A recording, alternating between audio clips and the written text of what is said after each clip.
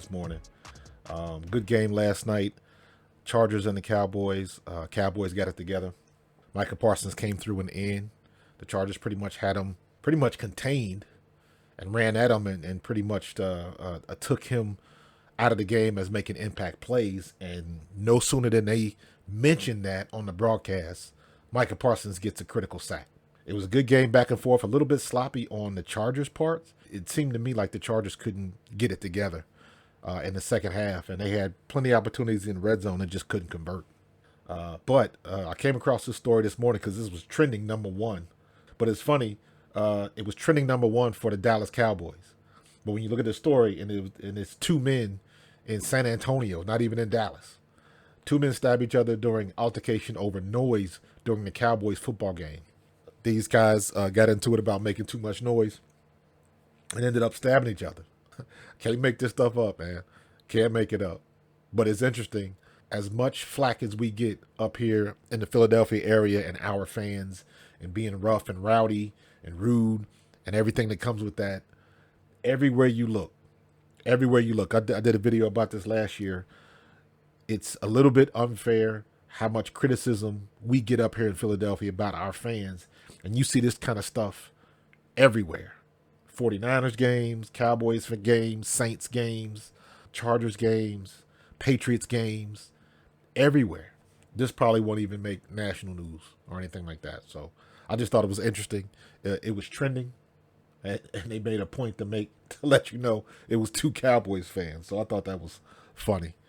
But ultimately, good game last night. Let's switch it to some stats. Like I said, the Chargers could not get it together. Literally, it looked like they had no confidence in the red zone. Cowboys, Dak Prescott was efficient. 1 touchdown, 21 for 30, 272 yards. CD Lamb had a day. 7 for 117. And the only tutty was Brandon Cooks. And I saw that one.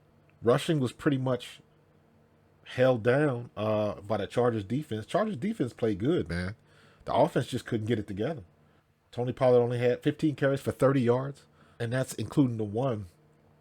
Tony Pollard had one great run, and maybe that wasn't a run. Maybe that was a screenplay or a pass, because I know he had 6 catches for 80 yards. So on the day, Tony Pollard had over 100 yards total, so that was still a good day for him with 21 touches. So, and you know my rule. It's not about rushes. It's about touches. So whenever they get this guy the ball, he produces.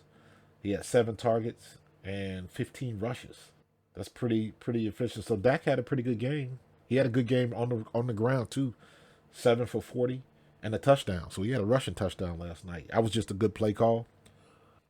Yeah, the Chargers couldn't get it together. They looked out of sync. Not that Philadelphia would know about looking out of sync on offense. But yeah, Chargers, they just Justin Herbert just didn't look like he was confident in where he was delivering the ball. I saw a lot of short passes to Austin Eckler, 2 and 3 yard passes or swing and wide passes, check down type routes, where for him to get any type of sizable gain, he's going to have to make 1 or 2 people miss. And that's not really what you want. You want to be able to get your running back the ball in space, past the line of scrimmage. If it's a pass, if it's a run, you let him do what he's got to do. He had 14 for 27 yards. So as far as the rushing goes, both teams had him bottled up, had their running backs bottled up. Keenan Allen had a pretty good game, 7 for 85 and a TD. Palmer had a decent game, 4 for 60. So he had opportunities. Their play calling in the red zone was just not good. Just not good. And like I said, their defense, Chargers defense played pretty well last night. Their offense didn't do diddly squat. And for to have for the Chargers defense to have the Cowboys bottled up like that most of the game, but you know what? CD Lamb came through. I believe it was a big catch towards the end of the game. They got him in field position, and they couldn't do nothing with that. Chargers had plenty of opportunities to win. They couldn't convert. They couldn't get over that hump, man. They just didn't look right. I know Justin Herbert is messing with that on his offhand. His non-throwing hand, he's got that fractured finger. It looks like a fractured ring finger, which is weird. Looked like just like he wasn't comfortable. He wasn't getting the ball out on time. And he had a couple open guys that he underthrew.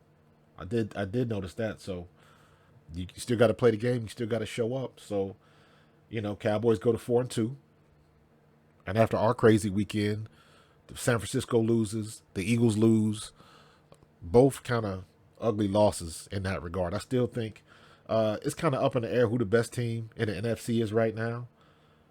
Some people would throw their money on Detroit, and I couldn't argue with them right now. Detroit is playing good football. San Francisco's still up there. Everybody's going to have a bad game. Everybody. Jared Goff is going to eventually have a bad game. Purdy had his bad game. Hurts had his bad game. Last night, Justin Herbert didn't look particularly great. Jalen Hurts to have a better game next week and keep it moving. Same thing with Brock Purdy. Although Brock Purdy's dealing with some nasty injuries out there in San Francisco with Debo being out and CMC and one of their offensive linemen got hurt. I don't know what the extent of his injury is. I know he got his ankle twisted. So same thing, very similar to what happened with Lane Johnson. Lane Johnson's supposed to come back, and this dude came back in the game, so I think he'll be all right. But two of their most important skill positions with Debo and CMC are out, and both of those guys went to the locker room. That's going to put the pressure on Brock Purdy because he didn't have two of his main weapons, so he's going to have to step it up as a quarterback, and it's going to be Purdy, Kittles, and Ayuk. We'll see what he can do. Shanahan's going to have a test without those guys. So, good game last night. I'll get into some of the other stuff around the league a little bit later on. But just a good game last night. Good game by Dak. Justin Herbert looked a little suspect. And that Chargers offense definitely looked a little suspect. So, I got to check out my boy, one of my friends on Twitter, talk to him. Because, they had an opportunity to win that game and they couldn't convert. So, all right. If you like the content, please subscribe, hit that notification bell, and I will see you guys in the next play. Peace.